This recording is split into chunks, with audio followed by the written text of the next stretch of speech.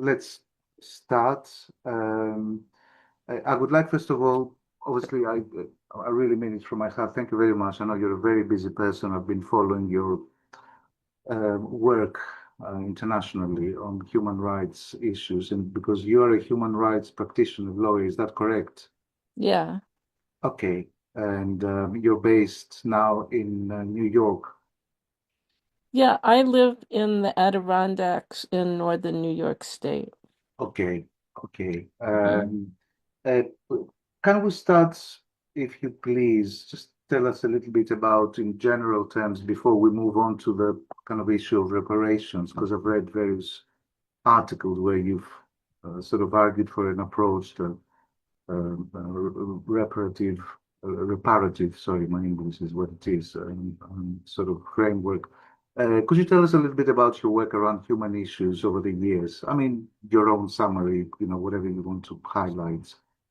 Sure. So I got involved in working on the drafting and negotiation of the convention just when it was beginning in 2002.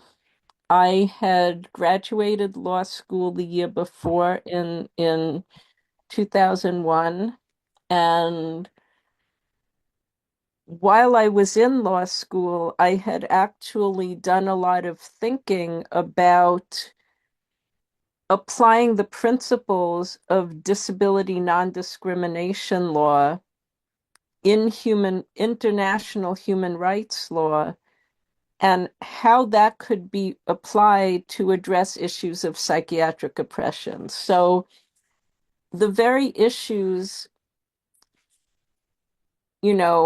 that are obviously the most important to me about eliminating forced treatment, forced interventions, and involuntary commitment. I had been working out ideas on that in law school. And then in 2002, I happened to not have gotten job offers, and I had this opportunity. The World Network of Users and Survivors of Psychiatry had the opportunity to get involved at that very, very early stage before even the first meeting of the UN to attend and put in a submission to an expert meeting that the Mexican government was calling. And I had ideas about what we could say. So I was invited to write that up, and one of the officers of the World Network brought it to that meeting. He felt like he was very successful with the other NGOs there. And so it took off from there. So then, since I was in New York, I lived in New York City at the time, and it was convenient for me also. And I had this vision of how the issues can be framed to position ourselves as part of the disability rights community, framing all our demands in terms of disability non-discrimination. So I became the person who was willing and able to drive this work for the World Network. I was the one who was leading it and did a huge amount of work in those years. Many other people came in with varying roles, and then we managed to get the principles, the basic skeletons of what we wanted into the text of the convention enough so that we could argue that from these provisions in the text, from Article 14, that there should be no deprivation of liberty based on the existence of a disability. Article 12, everyone has legal capacity, and you can only have support that respects the person's will and preferences. Article 25, that said that healthcare has to be based on free and informed consent on an equal basis with other people. You put all of that together and you have the argument that the CRPD prohibits all kinds of forced psychiatry, whether hospitalization or treatment against the person's will. And there was much more in the convention as well. So then, following the adoption of the convention and its entry into force, or even starting before the entry into force, there was a lot of interpretation that had to be done by the UN, by the CRPD committee, but there was also the Committee on the Rights of Persons with Disabilities, as the treaty monitoring body. They have the official authoritative role in the interpretation. But many other actors in the UN also play a role in saying what the convention says, which is a de facto interpretation. Anybody who says, well, in plain language, what the convention means is this, is making an interpretation. So we had the Office of the High Commissioner for Human Rights, Special Rapporteur on Torture. In those very early days, even before the Committee on the Rights of Persons with Disabilities was able to get itself, was able to be seated and actually get started on its work. And then with the CRPD committee, we had general comment number 1 on Article 12, finally adopted after a long process in 2014. Was it 2014? I think so. Then followed in 2015 by the guidelines on Article 14, liberty and security. Those were the real milestones. And there was much more, and ultimately the guidelines on deinstitutionalization a few years ago. So that's sort of this whole process in a nutshell. And I feel like, I've been with it every step, and I feel like trying to shepherd at least the international interpretation to make it, substantially what the movement wants and needs it to be. Okay, thank you for that. A couple of comments, contextual comments, as it were. Sure. Here in Greece, the CRPD and the various guidelines you mentioned, I mean, some people read these. I mean, when I first read them, especially the guidelines on Article 14, I think, I was astounded because it read like a very unambiguous and radical position. Ban all forced industrialization, a range of very, very clearly stated principles or guidelines, actually. For example, even the criterion of the famous or infamous, actually, criterion of dangerousness should be abolished. And a number of issues, and I was astounded. I thought it was a troll, what young people call it. It was like and I thought, my God, this is an august, if I may say so, institution. It's the UN. It's not a group of leftists like myself who sit down and say, abolish psychiatry and all the rest of it, sort of crying in the wilderness. Because in Greece, it's still sort of, it sounds exotic, if you know what I mean, because the situation is dire here, despite the so-called psychiatric reform.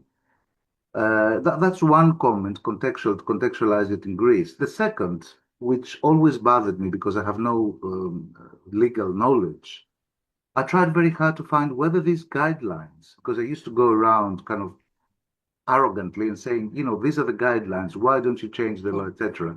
And then I discovered, to my not shame, that these are not actually binding, which was greatly disappointing for me, because I used to sort of go with the papers and say, here, I'm not saying it, forget me, but this is from the UN. And of course, Juan Mendes, the special rapporteurs, and Daniel Puras, sorry, I can't pronounce his name very well. So very, very outspoken. And people would say to me, well, they don't really mean it, and it's not for mental health. And of course, if people are dangerous, what are we going to do? And all that jazz, which I'm sure you've heard 100 or if not 1,000 times. So let me start from the sort of latter point. these guidelines and all these kind of instruments are not binding for member states, are they, for signatories? It's complicated.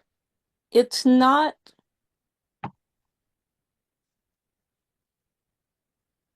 In some countries treat it as authoritative.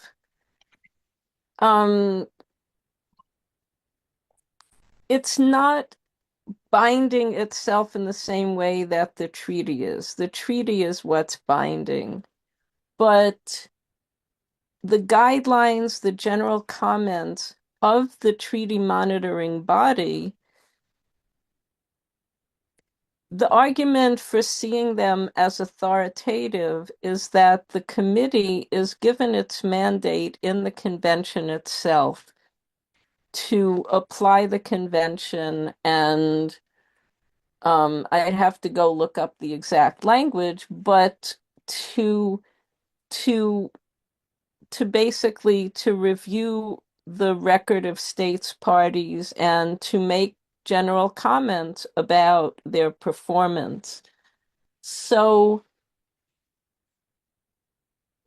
if there's going to be an interpretation, if there's going to be a single meaning to what the obligations actually are under the treaty, who's going to decide it?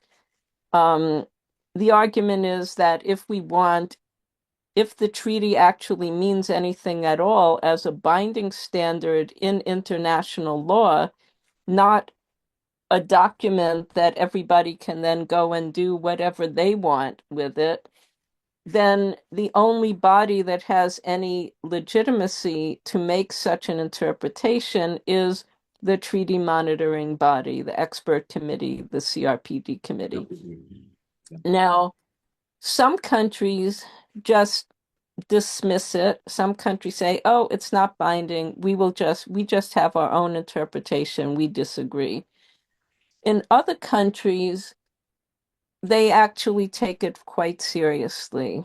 So in Latin America, in many Latin American countries, human rights treaties become essentially part of the constitution of the country. They're elevated at that level, and a person can go into court and say, my CRPD rights are being violated, and here's this national law that's conflicting with the CRPD, you have to strike it down, and they can have success. It may take a long time, but that's one of the ways that Latin American countries, a few countries, have gotten really good legal capacity reforms. Now, those reforms, what I'm learning is they are super good on paper. In practice, there's a lot of problems with how they're being implemented. Okay. But I was able to see some of the background documents for the legal capacity reform in Peru, and the records of their discussions show that they took the general comment on Article 12 very seriously. And that's the only way you can actually get to a really good reform is by, either the advocacy community independently, just putting forward these principles and convincing politicians, or convincing them that what the treaty body says actually matters, or a combination. I think it does matter. It's not like it's just a piece of paper, and I think they've been pretty consistent. Because anybody can watch the public sessions of the CRPD committee. So when they review a country, they have the interactive dialogue that can be watched on UN Web TV, or if you go in person. And they've been pretty consistent in asking the right questions and making the right kind of concluding observations and recommendations. So I'd say it's pretty clear that they mean it. The question is, when and how are states going to comply, and what will it take? the UN human rights system does not have a court, you know. For a country that has ratified the CRPD optional protocol, I don't know if Greece has or not. Greece has, and I think, correct me if I'm wrong, I think the US hasn't. Is that correct? The US has not ratified the CRPD at all. Or the International Criminal Courts, the Statute of Rome and all that jazz. But Yeah, anyway, I mean, okay, that's a different that's a story. whole other thing. In Yeah. the US, we haven't ratified the CRPD at all.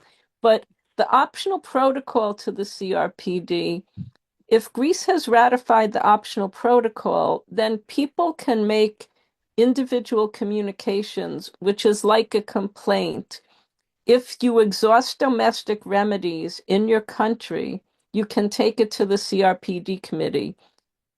And their views in a particular case, again, a country can just decide, well, I'm not going to follow it, but that's considered particularly authoritative. And they did give views in a case. The closest we have is actually a case, gets into something else you wanted to ask about, a case from Mexico that's about what they call their inimputability or criminal non-responsibility, which is a version, something similar to the insanity defense, but you don't plead it as an affirmative defense. I don't know what Greece's system is like, but they told the committee, I mean, they told Mexico that they have to get rid of this and get rid of the security measures, which is essentially commitment to a psychiatric institution that the person was subjected to.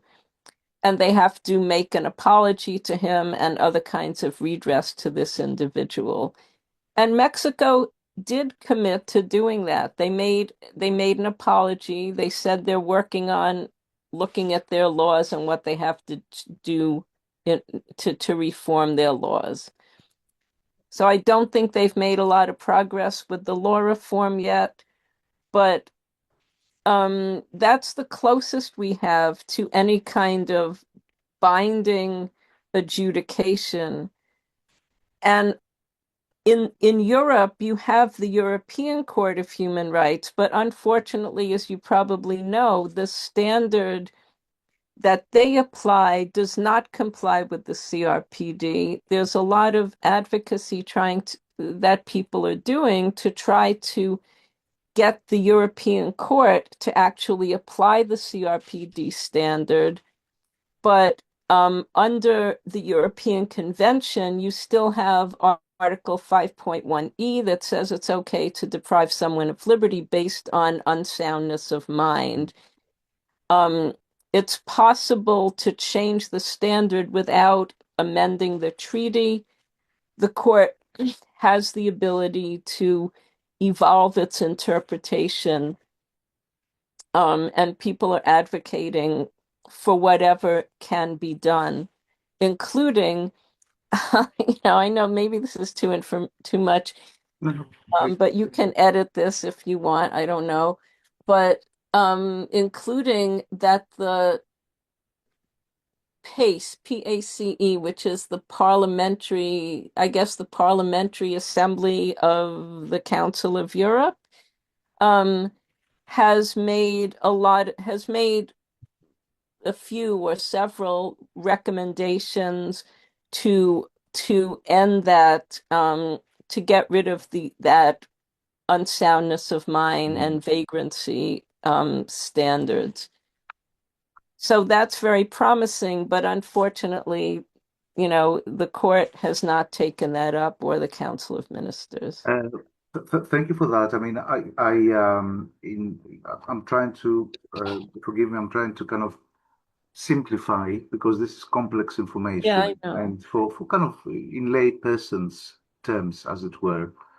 First of all, that's sort of a couple of points, that the committee, the CRPD, is not just one body that can interpret the convention. It's kind of the authoritative body. So because I can interpret it, anybody can interpret it, but the committee actually, when it interprets the convention, it says what it means, and that's it.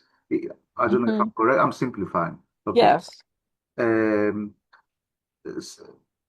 Without questioning at all the importance of all this work of the committee and of sort of people, activists, human rights lawyers like such as yourself and others, the sad reality, the way I understand it, is that although it is very important and it is making dents and make some countries listen and try to change, the legislation, there's still, okay, call me a pessimist, I'm a pessimist, there's still a lot to be done because countries, because I lived for 30 years in the UK, which is nominally, it's very pro-advocacy and rights and all the rest of it, but it's a very oppressive system. By the way, when you were trying to remember what the acronym PACE is, what came to mind, because PACE in the UK is a law. It's actually the Police and Criminal Evidence Act. It's PACE. Anyway, so the reality is that as far as I have researched, not many countries have changed the legislation in a sort of, let's say, quite radical way to, let's say, ban forced hospitalization or sectioning, as it is called in England. Right. It's still rife. For example, in 2000, and I was still in London, there was the Mental Capacity Act, 2007, I think, which tried to kind of rebrand and reformulate the issue of capacity because there was various scandals in the UK and there was advocacy and survivors and all the rest of it. But effectively, they introduced this 5-question test and introduced various roles. The Brits are very good at doing that, kind of best interest assessor and all the rest of it. But it's interesting because I had to read the Mental Health Act, 1983, and it was sort of reformed later. Almost any issue that had to do with rights, they would say the Mental Health Act trumps that. That's it. For example, advanced directives, a simple instrument that you would say, if I need help, please respect. I don't want haloperidine. I don't want ECT, electroshock. You know what I mean. Call my cousin and all the rest of it. And they would say, okay, that's fine, but the Mental Health Act trumps that. Which is shocking to me anyway. I'm still a bit naive after all these years in the system. So to come back, because I went off on a tangent. So the CRPD is the authoritative body to interpret the convention. End of story. Now, of course, there are mechanisms to enter into a dialogue with various countries and say, guys, what are you doing about this? What reforms are? No, they're not actually what the CRPD said. But so it's very important, the work's an ongoing work, but there's still huge resistance across the globe. I mean, any country that has a basic mental health acts framework, kind of regulating involuntary admissions, leaves, and all the rest of it, different sort of criteria for getting somebody involuntarily into hospital. I mean, even before the CRPD, I mean, I think it was the Treaty of Oviedo, I can't remember now because it's been a long time, because I started actually my work in mental health as an advocate, patient advocate on the ward after I had an admission myself. That's how I entered the mental health system, because prior to that, I was studying sociology, philosophy, and all the rest of it. So, I mean, the criterion of dangerousness, which they bandy about all the time, I think it's been sort of, what's the word? It's been abolished many years ago in some treaty or another, but it's still very live in Greece. They say dangerousness. Dangerousness is one of the criteria that you put somebody in hospital. Okay, sad. It is what it is. I mean, it is a battle, an ongoing battle. And thankfully, there are people who are at the forefront and they're not giving up. And uh, anyway, I don't. Tina, it's a very specific issue. Two issues. I mean, the issue of capacity. You've mentioned it. You referred to it. There's actually very specific guidelines about it. You don't. You know. You can't treat people as if they don't have capacity. They have to be, there's no discrimination, whether that's Article 4 or whatever article it is. You have to make every effort to assist somebody, support them in reaching a decision. I mean, that actually in itself leaves a big scope to say, okay, yeah, we'll support them. And, like the Brits have created various roles, best interests, BIAs, they're called, best interest assessors, which actually spells like bias anyway. And also, capacity assessors and IMCAs, IMCA, independent mental capacity advocates. I mean, the Brits are very good at that, but still, it's a very gray area, I mean, my mom had Alzheimer's, which is not, as far as I'm concerned, it's a neurological condition, not a mental health. Mm-hmm. Anyway, it's a big discussion. And I'm talking, sort of very practically, she didn't know that this was her hands, she couldn't eat, she couldn't do, so I made decisions for her, if you know what I mean, which may sound to somebody the outside, no, you didn't respect her autonomy to make her own decisions. I know it's a huge ethical dilemma. But some people even with what is called the nomenclature, what is it, the terminology, with severe learning difficulties or disabilities who don't have speech, they can't speak, etc. What do you do for them? But this, to my mind, although it's hugely important, even people with learning disabilities or people like my mom with Alzheimer's, the last stages, it doesn't mean that you don't absolutely respect their autonomy, their dignity, and all the rest of it. But for me, this is strictly speaking outside the remit of what we call mental health. You know what I mean? Although perhaps this dividing line is more blurred than I would like to think. But still, the issue of capacity is a very difficult one to implement in a way that the CRPD sort of mandated, or if not mandated, sort of guided member states to amend their laws. Sorry, I went off on a tangent. It's still not clear in my mind how you can do that in a way that really not in a token kind of way, tokenistic way, support somebody without deciding for them. It's a difficult one for me. Mm-hmm. I've been a practitioner in mental health for many, many years. And I've learned, even within very oppressive structures and systems and institutions, to respect people's bad decisions. You know what I mean? It's their right, to. But it's a difficult one when you're trying to force somebody to make a decision. Yeah, I think one thing I'd like to comment on that, the CRPD standard, first of all, I actually think I'll just go back even a little bit first and talk about the meaning of the convention, the interpretation of the convention, because I don't think it's just, well, we follow the CRPD committee, whatever they say. There's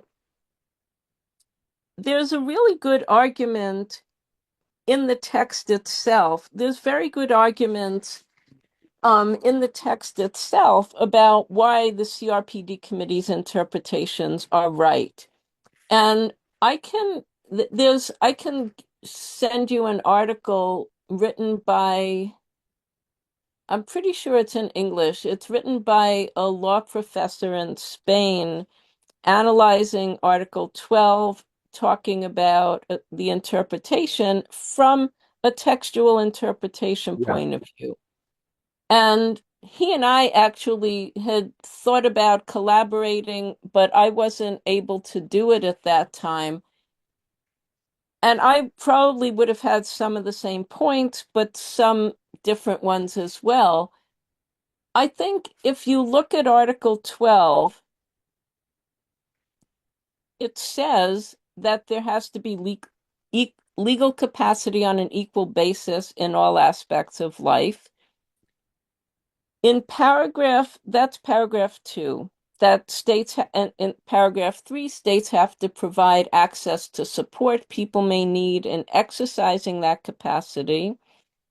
Paragraph 4 says that it says a lot of things, and some of it may sound a little bit like it's about safeguards. So it may sound like some of them are the kind of safeguards that you would see in substitute decision-making systems. But you do have, I'm trying to get to it, where it says that the safeguards shall ensure that measures relating to the exercise of legal capacity respect the rights, will, and preferences of the person. There is no way that substitute decision-making is respecting the will and preferences of the person. And so that's the core of the textual argument on Article 12. Like there's other stuff that can be said about Article 14, and the committee made arguments based on the negotiation history, which is in the guidelines on Article 14. But to stay with Article 12 for now, the committee has, in all its concluding observations and in the general comment, emphasized that respect for the will and preferences of the person is the core of the standard. So what does that mean, right? And what does it mean in extreme situations? During the negotiations of the convention, the extreme situation that got raised as something, you got to have substitute decision making is coma. And it's, like everybody could agree, okay, so what would we want when we're in a coma? One thing we want is to never actually be formally deprived of your legal capacity, because you can come out of a coma. If I come out of a coma and say, hey, what's going on? You can't do this. I don't want to have to go to court to get my legal capacity back. So that's one thing, that you don't take away anybody's legal capacity. And I don't know if we were advocating this next part in the negotiations or where and when it came up. I think but what the committee developed was a standard of best interpretation of will and preferences to replace best interest determinations. And I think during the negotiations, we were basically saying that there's gradations of support. I think, and some people would say including 100% support, which in effect is substitute decision making. But I think the best interpretation standard is a very good way that the committee came up with of kind of saying, well, what should happen even in this extreme case of coma?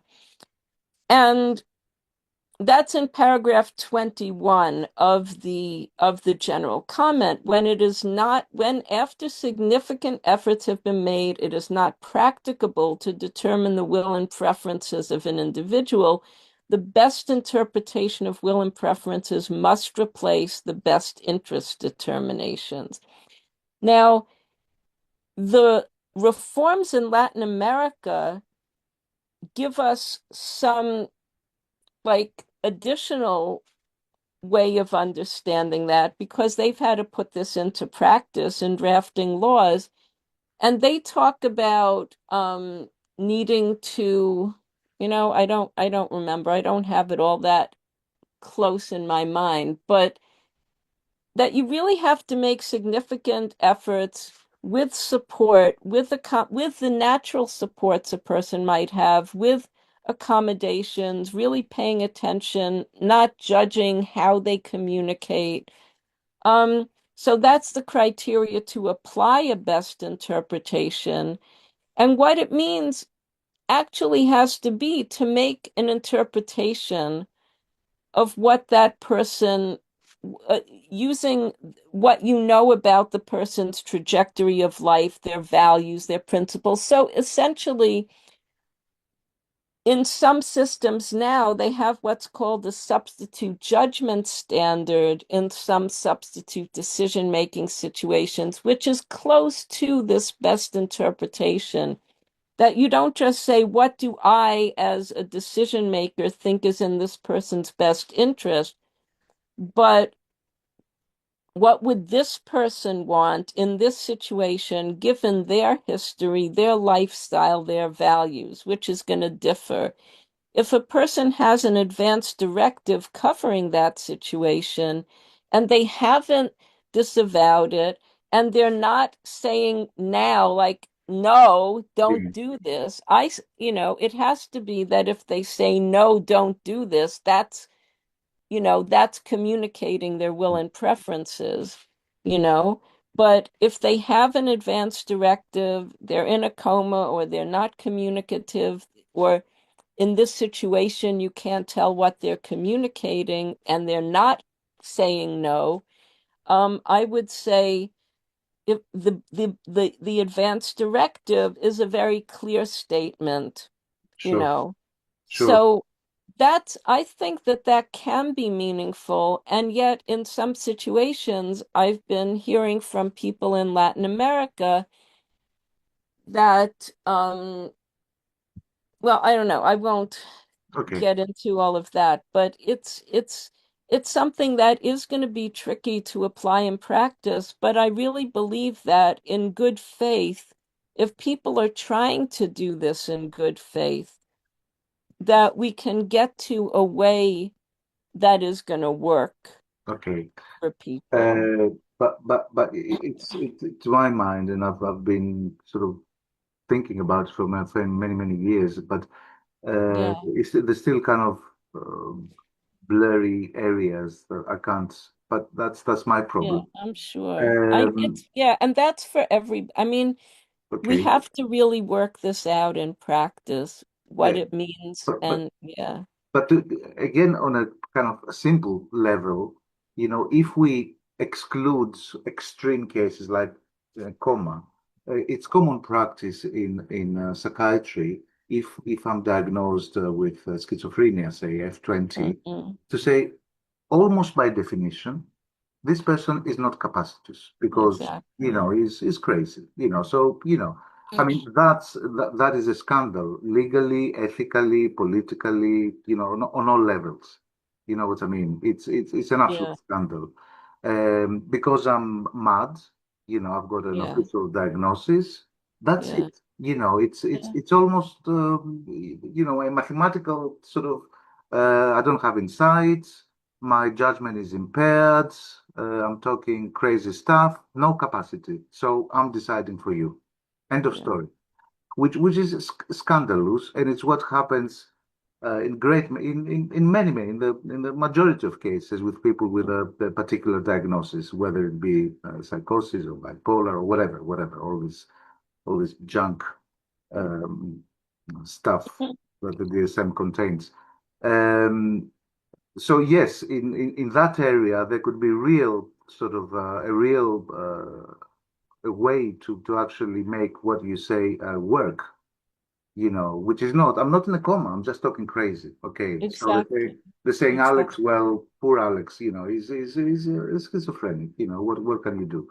The other thing, just go into details because I would like people to be able to follow the gist of the argument because I think these are very important issues. They're not kind of a luxury, I mean, they're absolutely important in any system of provision for people who have needs. I don't call them mental health needs as such, but that's a different story.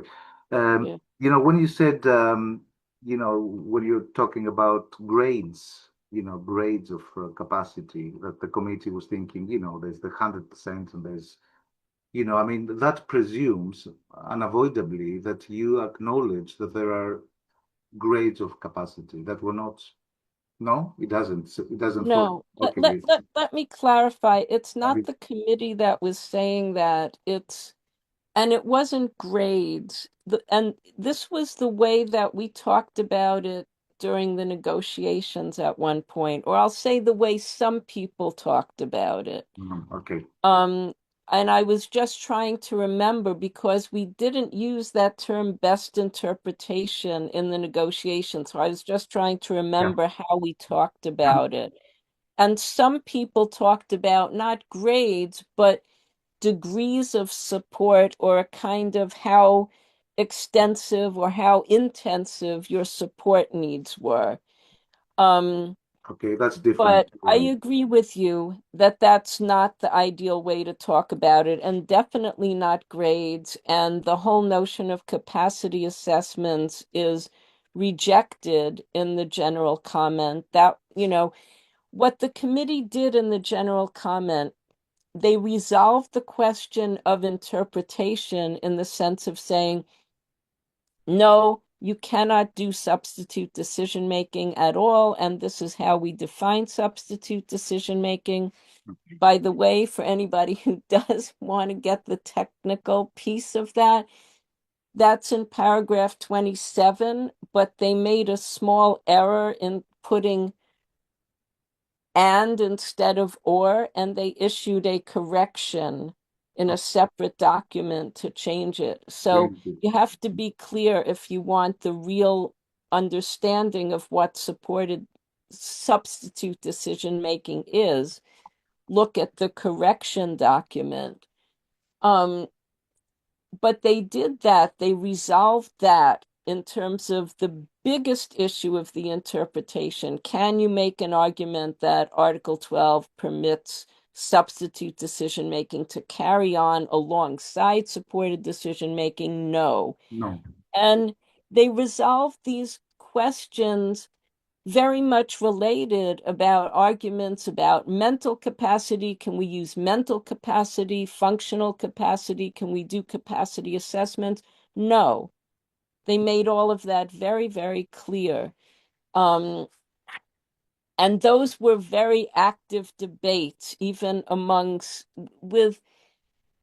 there were people who, showed up to argue that Article 12 was still going to permit some kind of capacity assessment. And, that was an important thing for the general comment to resolve.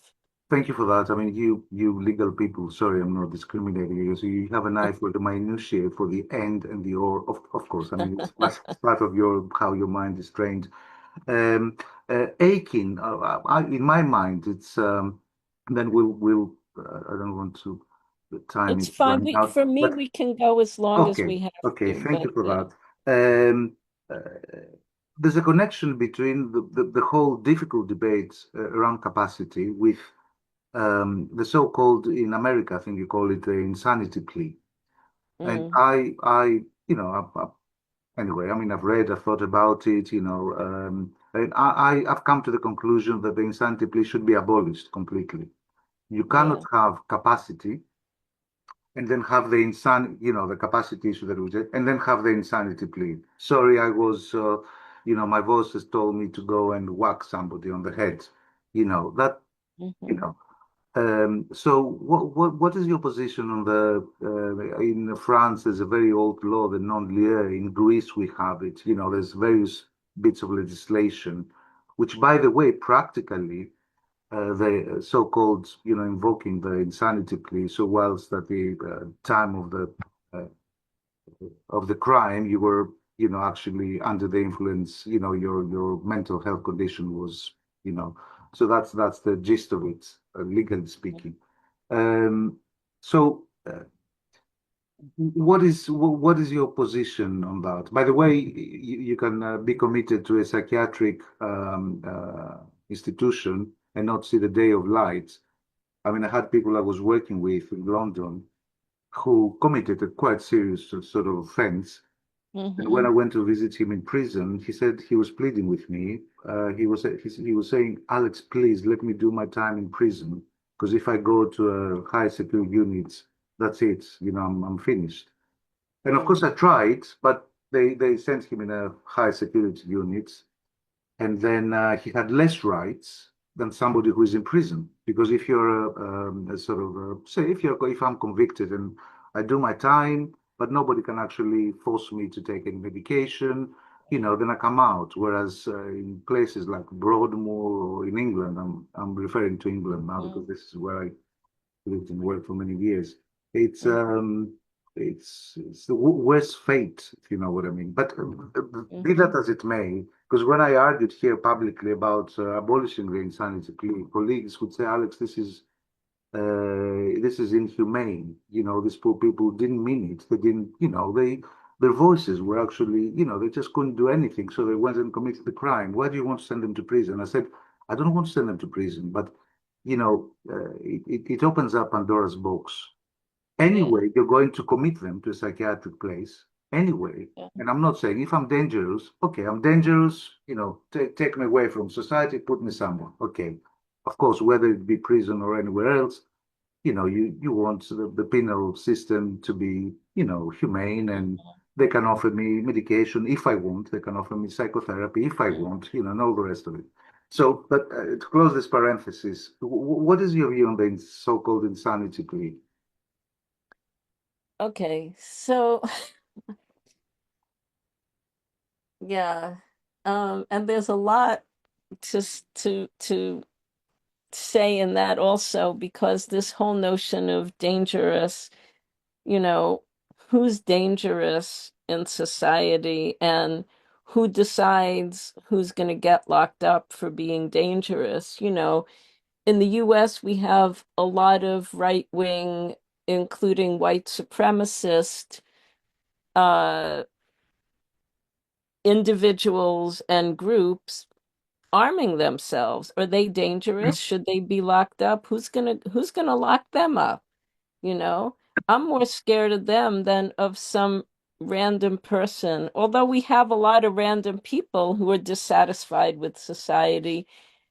And part of the thing that we would say, that I think our movement answers to that, we don't want the psychiatric system involved in deciding who to lock up or locking people up. And it's about legal capacity, and it's also about not medicalizing violence and crime. I don't want psychiatry to have that kind of power. I think psychiatry has to not be a kind of social authority in that way. I think they have to be a kind of profession that people can access if they want, especially if they want drugs. People can access any kind of mental health services if they want those particular services. So I really, really want to diminish the social role of psychiatry and all the mental health professions. But to go to the thing about legal capacity and the insanity plea, yes, I'm fully in agreement with you. And I have advocated for it as an aspect of the issue of legal capacity. The CRPD committee takes that stance now. They took that stance in the Arturo Medina Vela case that they decided under the optional protocol, that case from Mexico, where they told Mexico to get rid of this it's a declaration of criminal non-responsibility that the judge makes, and the judge removes them from the regular kind of criminal proceeding and just decides about what security measures should be applied to the person. So that system also removes any possibility of due process. It removes the possibility that a person might say, wait a minute, I didn't do it. I'm not guilty for these and these reasons. You have to prove the case beyond a reasonable doubt. And so in the committee's approach to the issue of criminal responsibility, they're really focusing quite a lot on due process. But there is the issue of capacity and incapacity, and that nobody should be held incapable of being criminally responsible. I've written an article about this, and some other stuff. I've written amicus briefs in this area too. I think it is inconsistent with the issue of legal capacity, with the right to legal capacity. It does feed into the justifications for involuntary civil commitment, because I don't know, but in my experience, it's common for people to say, well, we need to keep having, by the way, this dangerous standard. We have it in the US. In the US, that's the biggest thing. And in lots of other countries, that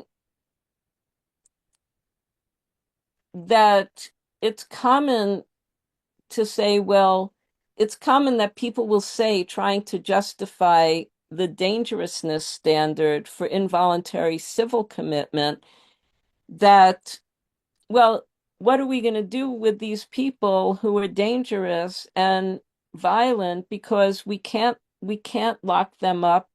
We can't hold them responsible and send them to prison if they commit a crime, because we have the insanity defense. Therefore, we need involuntary commitment.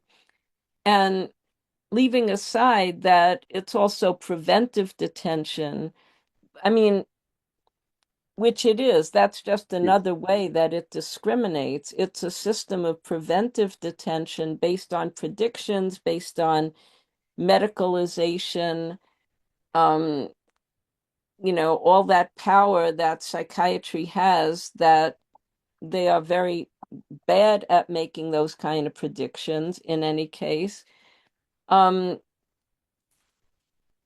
What I think should be, what I have advocated for, is a way of looking at mens rea, the criminal intent, that takes into account the person's actual perception at the time that they committed a crime. What did the world look like to them at the time they committed the crime? And I mean, there's problems with that also if you go with the complete subjective standard. But I would sort of not make it about whether it was reasonable for them to perceive things that way. But I guess what I would really want to do is make their subjective perspectives relevant, but not an absolute excuse. Okay. I think it should be whatever may be the impact of trauma or distorted perceptions of the world. I think that it should be taken into account, but I don't think it should be an absolute defense or excuse. That's what I Okay, personally just believe. on this point before we Yeah. come to our sort of final sort of issue that hopefully should interest Yeah. the Greek sort of audience. readers. Yeah. The reparations issue, which is very, very interesting to me, at least. Yeah. There is a disconnect. There is, I mean, I'm not talking about preventive or preemptive, if you like, detention. You know, I Yeah. haven't committed a crime, but, you know, because of my history, they do those stupid risk assessments, which, by the way, as you Yeah. rightly said, even the science bit shows that they're completely unreliable. You know, Yeah. all the meta-analysis that talk about those so-called sophisticated instruments, which is basically tick box, they can't predict their nose from their, you know. So, but Mm-hmm. I'm not talking about preemptive, sorry, preventive, perhaps is the correct word, civil commitment. I'm talking after you've committed a crime. Yeah. You know, an act that carries a prison sentence. I say, I'll go and kill somebody. Okay, and this is what I'm advocating is that irrespective of whether I hear voices, whatever you want to call this, medicalize it, irrespective of whether I was brought up as a boy. I grew up in a family in a Ku Klux Klan. I don't know if you still have them, but let's say you know, kind of Yeah. white supremacist. From the tender age, I was taught that blacks, you know, Jews, homosexuals, you know, they're kind of subhuman, and you know, were justified morally in the eyes of God to kill them. This is my Yeah. world, you know, my perception, Yeah. as you call it, of the world. So, irrespective of whether Exactly. my voices were of the kind that come to boys or girls' heads because Yeah. they you know grew up in a Ku Klux Klan family, or whether I hear voices, you know, telling or Yeah. command hallucinations, Exactly. as psychiatry calls them, and says, you know, go and kill this person. Uh, in both cases, you know, there are reasons you can understand why if you're patient enough, you know, to kind of go back and search why, you know, uh, why I'm like I am today. Both people, let's say, have criminal responsibility in the eyes of the law. Yeah. You know, Right.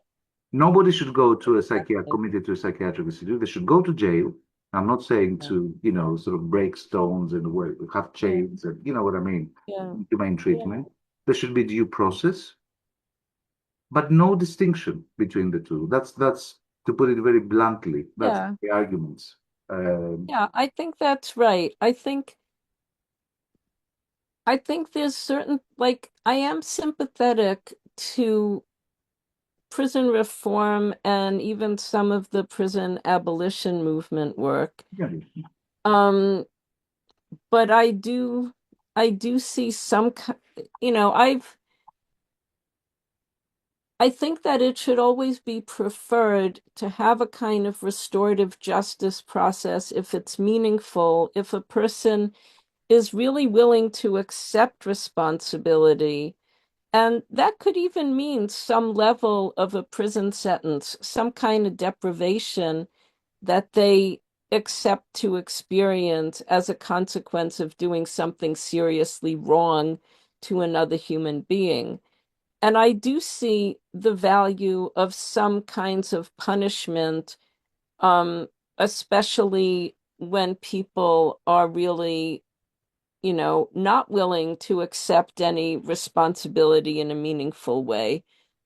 I'm not really interested in vindictiveness and retribution for its own sake. And you know, I know in the notes you sent me, or you were making the link to reparations. And my test is, would I want the psychiatrists and nurses who directed the harm that I was subjected to be put in prison? I don't really care. yeah, That's not something I'm interested in. Like that doesn't, I mean, maybe other people do. And I do think victims' needs and society's needs need to be taken into consideration. Um, I also think survival crimes and petty offenses should be decriminalized.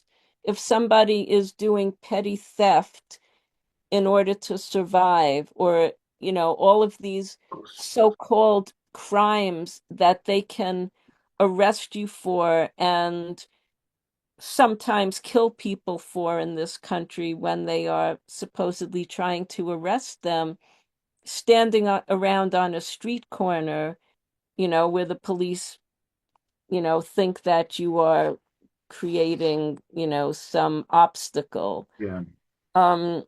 And there's a good resource on that from the African Commission on Human and People's Rights, that obviously it's an issue everywhere in the world, and they put out a really good, guidance document Yeah. calling for such decriminalization. So I'm sympathetic to that, and at the same and the one other thing I would say about prison, if a prison sentence is imposed, there needs to be non-discrimination, reasonable accommodation, accessibility, and access to support services in the prison. So I knew someone who was a psych survivor who had been in prison for some crimes he committed at one point. And because of his psychiatric history, he was denied eligibility to have access to some programs that would have let him do his prison time faster. Yeah. So, and that's something that the CRPD committee has addressed also. So, in the guidelines on Article 14. But yes, I agree with you. It should not be any kind of separate standard. I think that for me, what looking at the insanity defense has done is it shows up the problems of the criminal justice system overall that people don't really want to look at, and those problems have to be dealt with. It has to be faced, and to the extent we want prisons to exist, yes, it should be equal, and it should also be, not making it unduly harsh on people. Don't make conditions that are especially harsh on people with any kind of disability. Yeah. We've actually wandered off or kind of onto the issue of reparations. I mean, the penal reform is another sort of a huge issue, and I happen to agree with you when I say I killed somebody or I raped somebody, irrespective of whether my bosses were telling me or because I was brought up to believe that women can do whatever I like with them and violate their autonomy and all the rest of it. I should be removed. Okay, ideally, society shouldn't actually generate people like me, if you know what I mean. That's, we should address the root causes. But, I should be removed from society because I'm a danger. I've done it, I could do it again. And then in prison or whatever you want to call it, there should be all that access to programs and, sort of real, not punitive, harsh treatment. Just, deprivation of liberty by itself is a huge issue. So, but leaving that aside, regarding reparations, I actually thought of two things. The one you actually mentioned about this African sort of initiative, and it brought to mind, after apartheid fell, they instituted those famous or infamous reconciliation committees, where they would invite victims to sort of face the perpetrators of, and everybody was sort of happy with this process. I mean, it's a huge discussion about the politics of South Africa. But I mean, in a sense, there was an element, was there not, of, what you might call a kind of a reparation process in that. Although I would possibly argue that the perpetrators got off very lightly. And it's not about vengeance, but it's about that the whole show with Desmond Tutu and all, nice guy. I'm not, it's nothing personal. But the way it worked, it was a bit of a whitewash for me. But be that as it may, here in Greece, the issue of reparations is tied up historically with the German occupation of Greece from 1940 to 1943, 44. Where not just in Greece, they committed various sort of crimes. I mean, obviously, it was before the Statute of Rome and all the rest of it.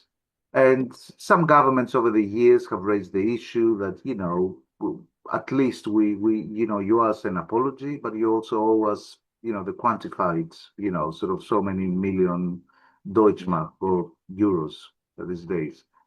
So to actually speak, and now, I'm asking you to do it, about reparations for users, not involuntary users of psychiatric services or survivors of the psychiatric system.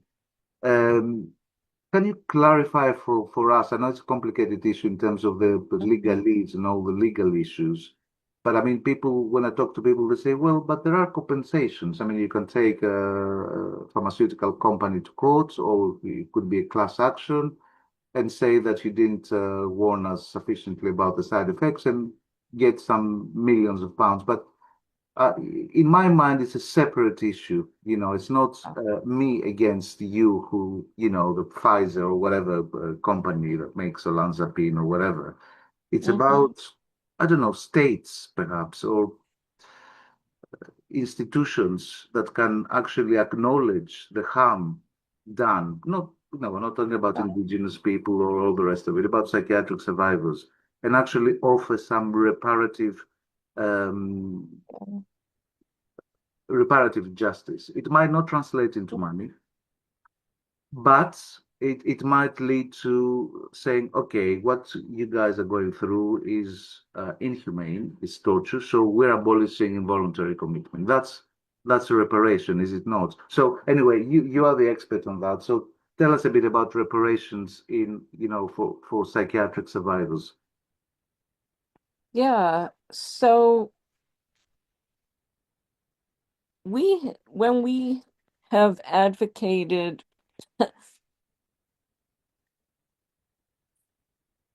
I mean, there's been advocacy on some kind of reparations in some form,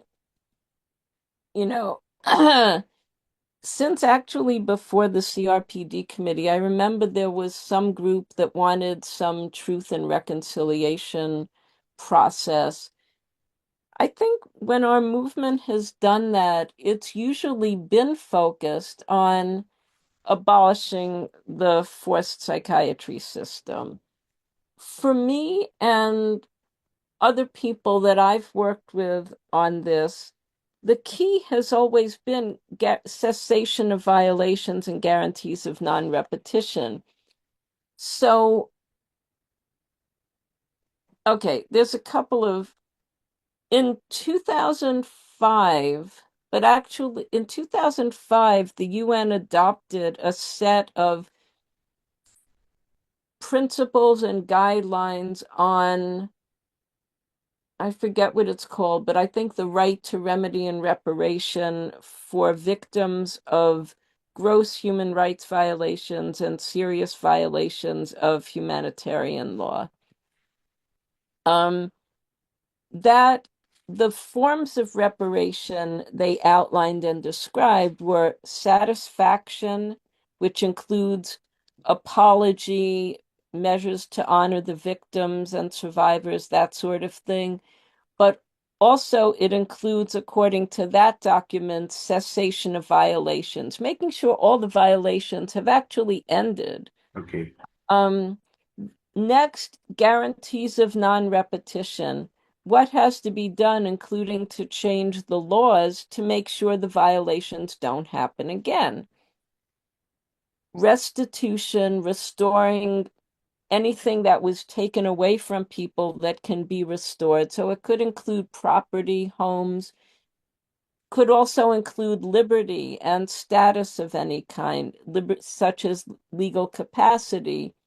I think restoring legal capacity and liberty are also cessation of violations. You have to release people or you're still engaging in the violations. Rehabilitation, which because of CRPD Article 26, habilitation and rehabilitation. So the CRPD committee would say habilitation and or rehabilitation, and it's not like mental health rehabilitation. It's about, this should be about getting people the services they need, like legal services to claim their rights, but also whatever kind of support and services they might want in order to heal and recover from the abuse and harm that's been done to them. So it could be, to get medical assistance to what, or alternative medical assistance, what can be done for tardive dyskinesia. I've heard of people using some things, don't know how effective they are. If people want trauma counseling to address the harms of having been locked up in this, particularly demeaning way, etc. So, and compensation. So compensation is part of it. For us, it's never been the main thing. What I have advocated has been, my comrades and I focus on cessation of violation and guarantees of non-repetition. And the use of a reparations framework is valuable for a few reasons. One, it calls attention to the absolute nature of the harm. This cannot be a decision like, well, maybe there's a better way, but maybe not, so we'll keep forced psychiatry for now. It's about understanding this is severe human rights violations. For the same reason, we identify it as torture and arbitrary detention. And I've made the argument that forced drugging, particularly forced drugging with neuroleptics, most particularly, was recognized as a form of torture in 1986 by the UN, but was not applied to thinking about the run-of-the-mill people in psych institutions. And they identified actually the signature effects of these drugs of akathisia and psychic apathy, which they referred to. This was the special rapporteur on torture in his report of that year. Neuroleptic drugs, which cause trembling, shivering, and contractions, but mainly make the subject apathetic and dull his intelligence. So, when we read that and we recognize that's what was done to us, and it was recognized as torture, and Peter Breggin, the critical psychiatrist and, against forced treatment, wrote about psychic apathy and indifference in a book in 1983.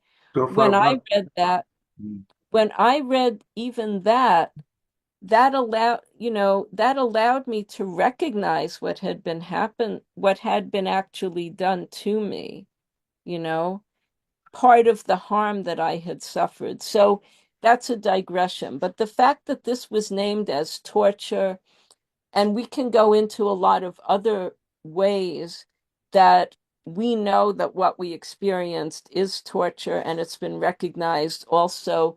The use of drugs, the use of mind-altering drugs is explicitly mentioned in the Inter-American Convention Against Torture as one of the prongs that you can identify something as torture. So naming naming what we experienced as arbitrary detention and torture, for which we demand reparations under the terms of international law.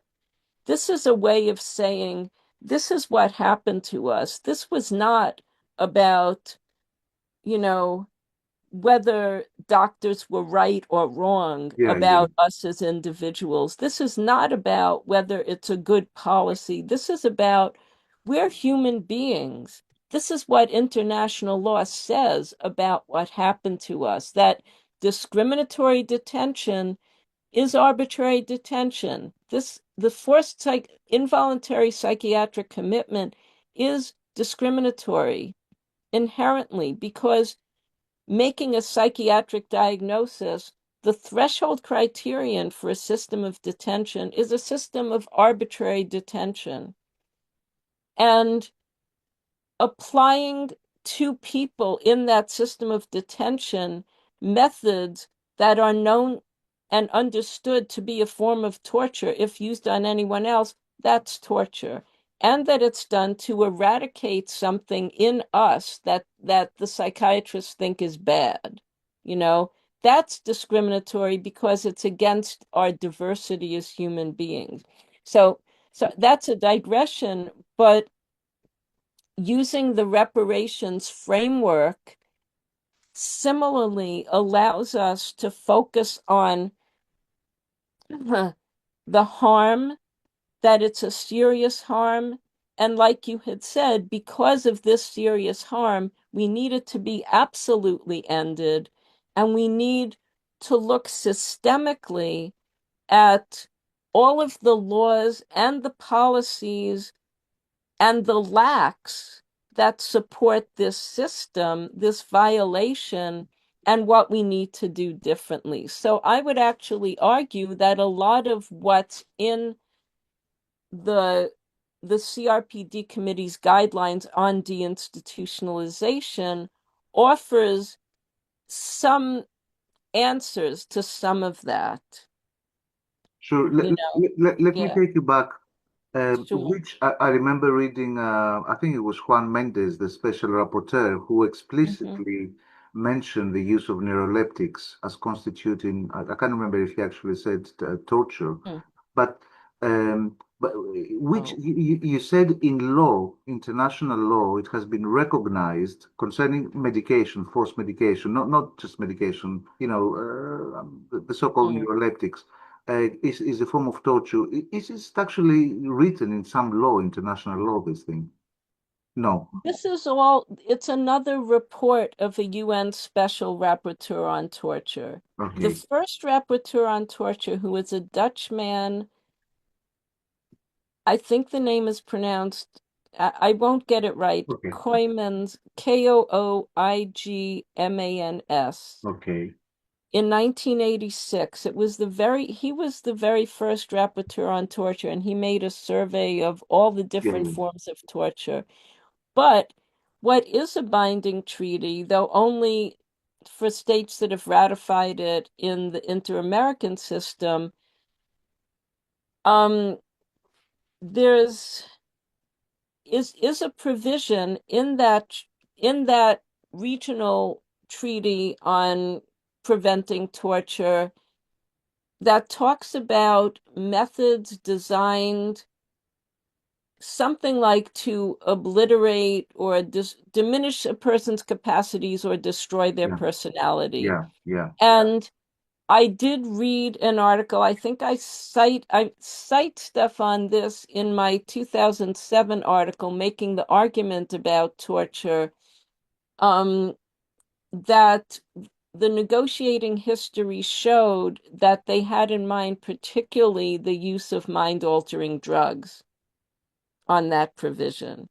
And Okay. I know that the United States, in their declarations, understandings, and reservations on the Convention Against Torture, that's one that we have ratified, they say explicitly that they consider the use of mind-altering drugs on somebody to be one of the forms of torture. But I believe they have a lot of hedges around that. They are, so it's not something they're going to apply to us.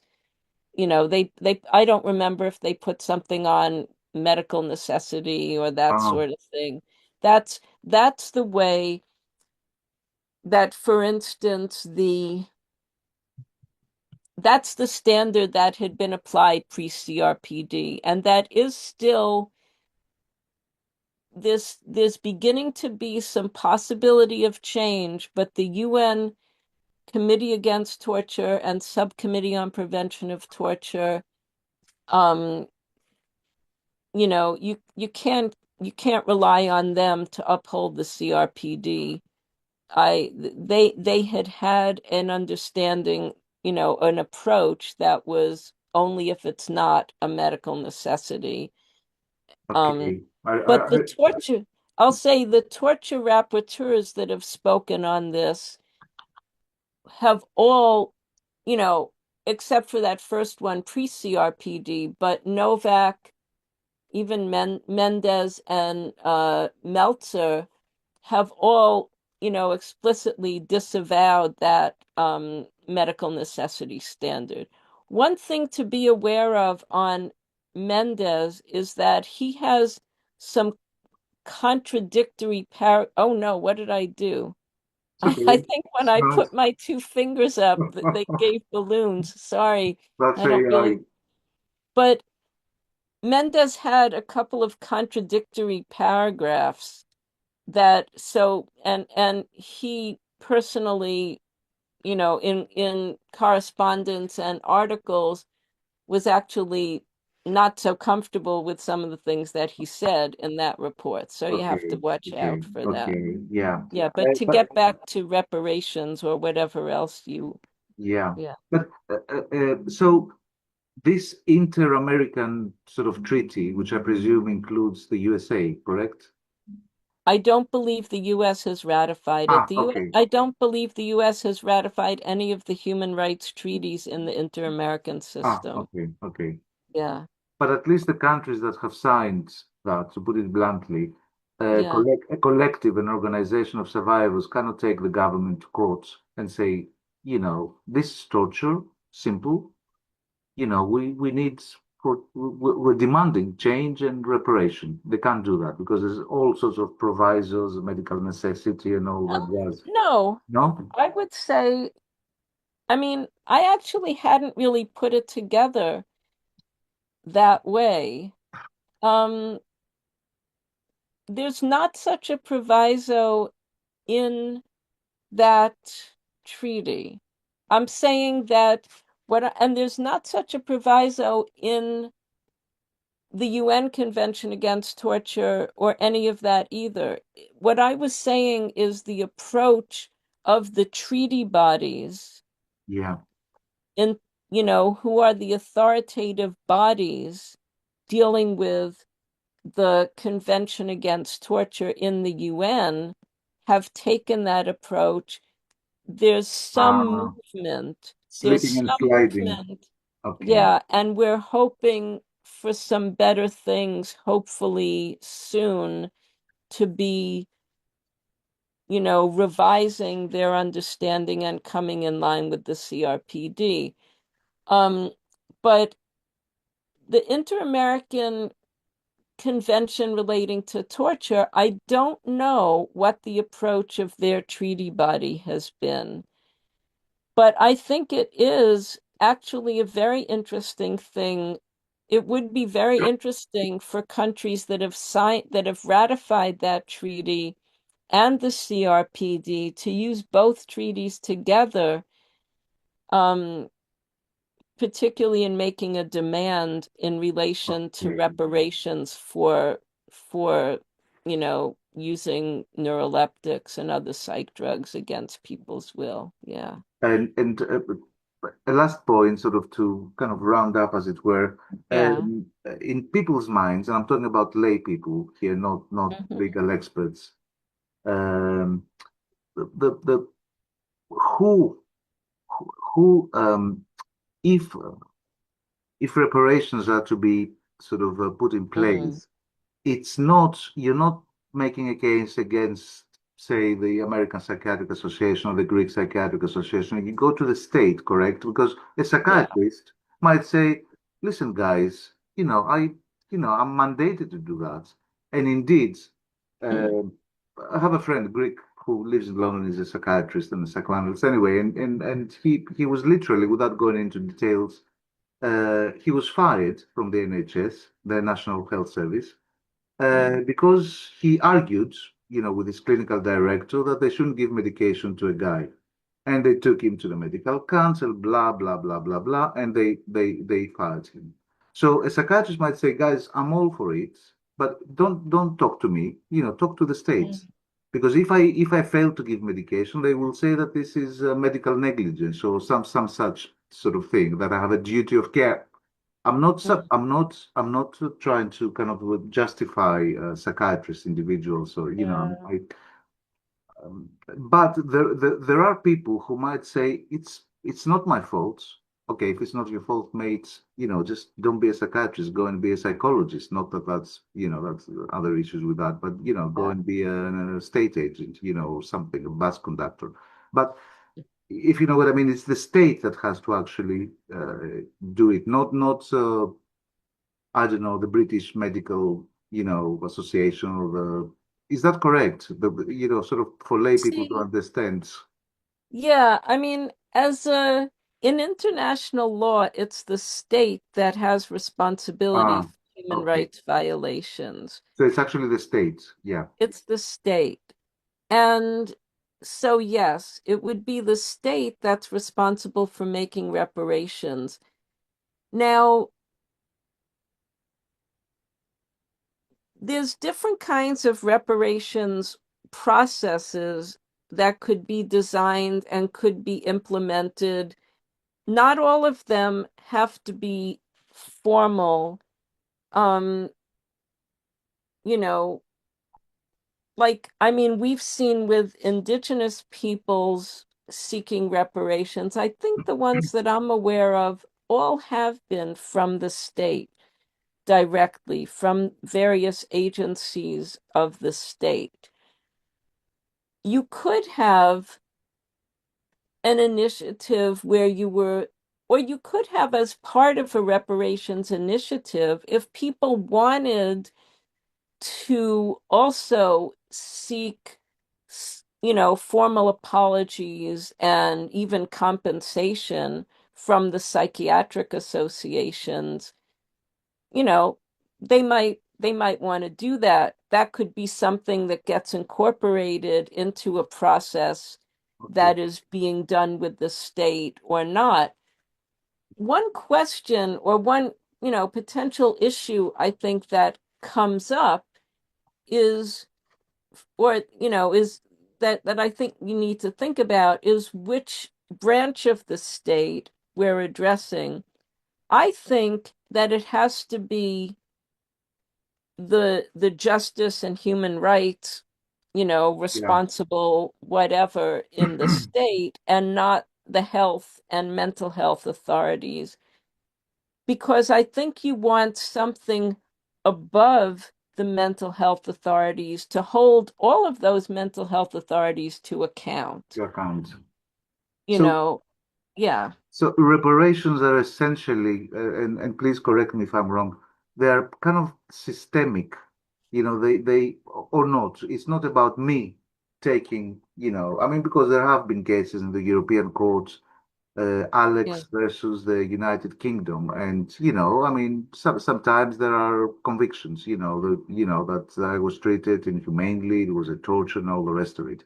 But it's not exactly about individual cases, about changing the very law that produces harm. Is that close to, not legally speaking, but close to what reparations are? Or am I don't know, yeah. I think there are systemic and individual an components individual? to reparations, and some of it depends on how we get, how you get to how you get to a reparations process. So say in that Mexican case that I Yeah, mentioned, Arturo Medina Vela, there's a great, organization in Mexico that does strategic litigation, yeah, takes the cases through the Mexican courts, and then they brought this case to the CRPD committee. And, so it was this individual's case, and the committee did order or recommend, I think the word they use is indicate. The committee indicated measures that should be done of reparations for him personally. but they also had systemic measures in there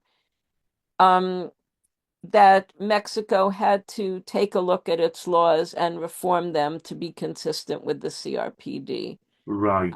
I don't remember exactly how specific or not they got, but they did mention this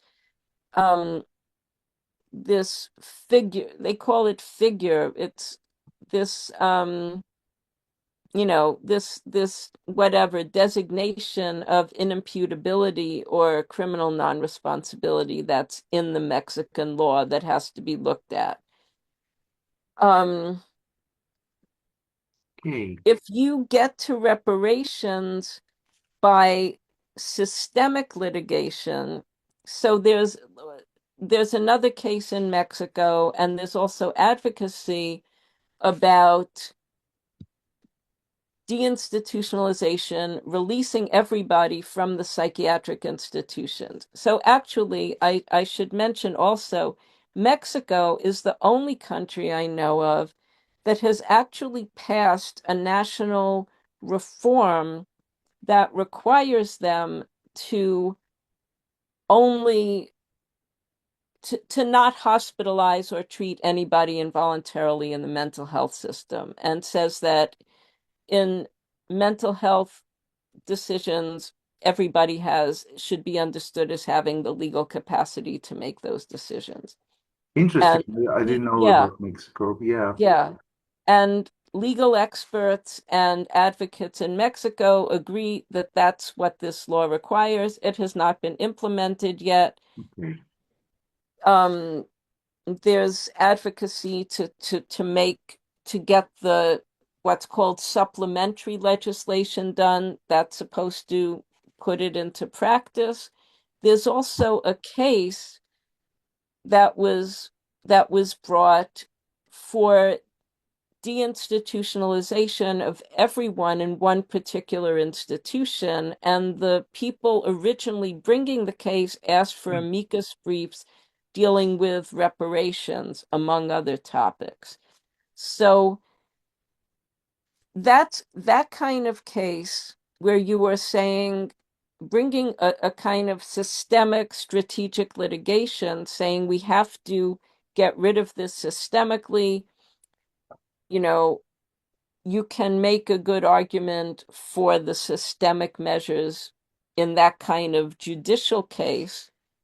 You can also make an argument to your state's executive or legislative branch, whoever you take it to set up a reparations process.